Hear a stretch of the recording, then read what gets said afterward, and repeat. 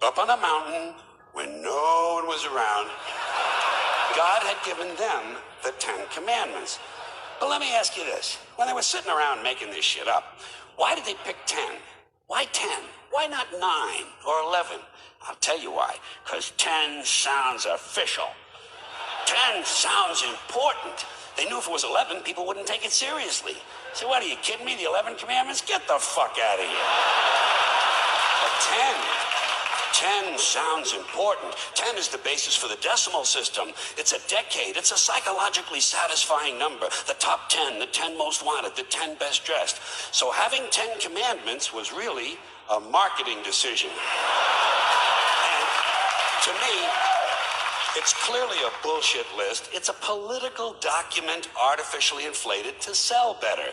I'm going to show you how you could reduce the number of commandments and come up with a list that's a little more workable and logical. We're going to start with the first 3, and I'll use the Roman Catholic version because those are the ones I was taught as a little boy. I am the Lord thy God. Thou shalt not have strange gods before me.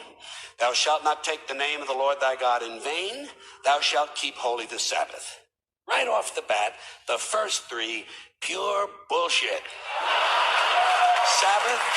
Sabbath day, Lord's name, strange gods, spooky language.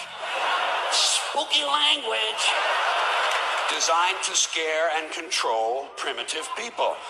In no way does superstitious nonsense like this apply to the lives of intelligent, civilized humans in the 21st century. You throw out the first 3 commandments, you're down to 7. Next, honor thy father and mother. Obedience, respect for authority. Just another name for controlling people. The truth is, obedience and respect should not be automatic. They should be earned. They should be based on the parent's performance. Parent's performance. Right? Some parents deserve respect. Most of them don't. Period. You're down to 6. Now, in the interest of logic, something religion is very uncomfortable with, we're going to jump around the list a little bit. Thou shalt not steal, thou shalt not bear false witness. Stealing and lying. Well, actually, these 2 both prohibit the same kind of behavior. Dishonesty, stealing, and lying.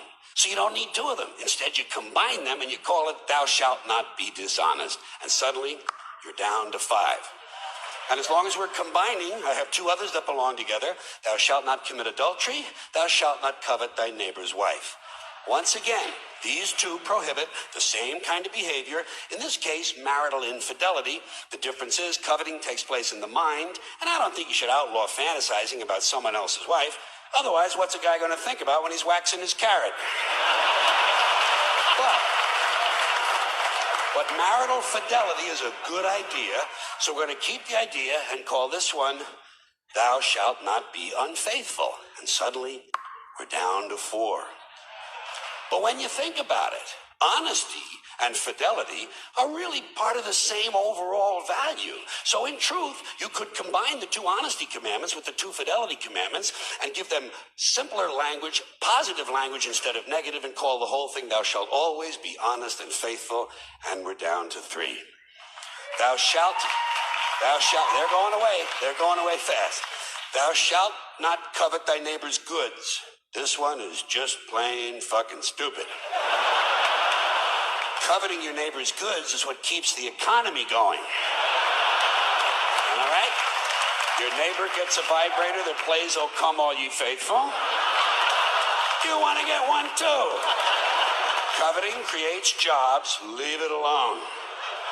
You throw out coveting, you're down to 2 now. The big honesty and fidelity commandment, and the one we haven't talked about yet, thou shalt not kill. Murder. The 5th commandment. But when you think about it, religion has never really had a big problem with murder. Not really. More people have been killed in the name of God than for any other reason. All you have to do...